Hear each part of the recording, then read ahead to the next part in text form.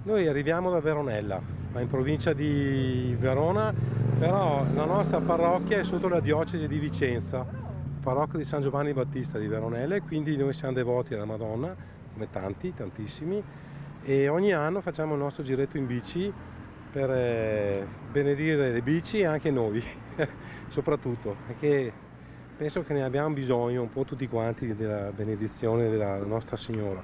Siamo venuti così come ogni anno, fatto una camminata e basta, insomma. Da dove arriva? Dai ferroviari, sono partita dai ferroviari, Quindi come tradizione impone siete arrivati a piedi. a piedi, sì, Lo fate tutti gli anni? tutti gli anni, sì. Siamo da Verona. Veniamo da Cittadella,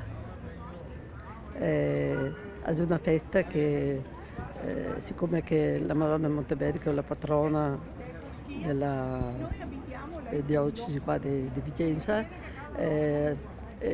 siamo molto, come si può dire, devoti. Ecco. Quali sono le preghiere che rivolgete oggi alla Madonna, le richieste, le speranze anche per il futuro?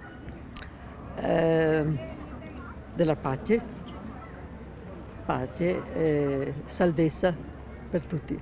Noi veniamo qua a ringraziare e ovviamente a chiedere sempre serenità, quindi è una tradizione ogni 8 di settembre di venire qua camminando da casa.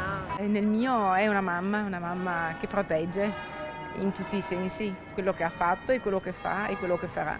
Vengo per tingere la forza per andare avanti malgrado le difficoltà della vita e la pace nel mondo soprattutto, perché c'è tanta confusione che la gente non capisce che bisogna pregare per arrivare al dunque. Si spera nei ragazzi che adesso crescono, che portino un po' più che amino un po' più la Chiesa.